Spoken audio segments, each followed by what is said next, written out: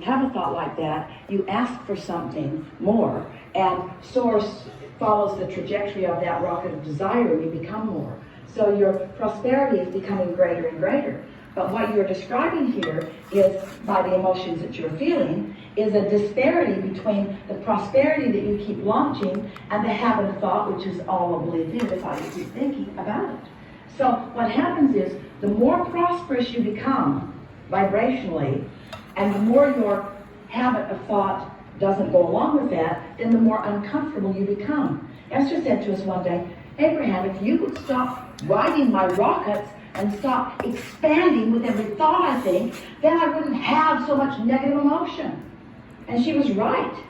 Because the negative emotion that you have is proportionate to the becoming that you have accomplished. Does that make sense to you?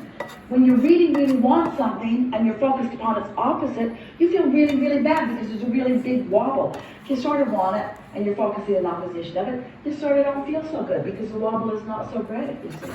So again, we're talking about momentum and trajectory and focus. So, yeah, we can show you exactly what to do. You'll all benefit by this. So let's walk through this. And we'll play with you again if you really want to. We're just making a point, trying to get everybody understanding that there's really not a lot of value in beating the drum out here in the specifics of what's not working. Got to get to the heart of what's going on. So bring us back around to what you said. This is what we heard you say. I am prosperous, would like to be more prosperous. I have plenty of everything. But we want to say to you at the beginning of this conversation, you attempted to do something that you can't do. So we're going to help you to understand our reasoning about the flaw in what's going on with you. You'll hear this really easily.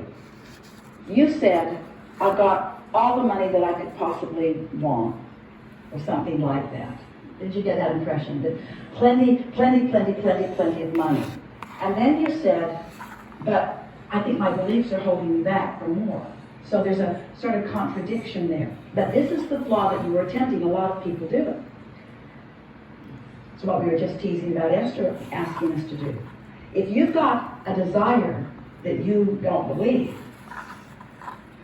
so there's discord between the vibrational frequencies, and of course the desire is dominant. Sometimes it feels to you like if you could just pull your desire back, the discord would go away. I felt better before I wanted that. I felt better before I saw that movie. I did. And I felt a lot better before I sat in it. And I felt way better before I drove it. Way better before I drove it, because now I cannot stop thinking about it. And I'm so angry at myself for wanting something that I can't have. That's a sort of example of that.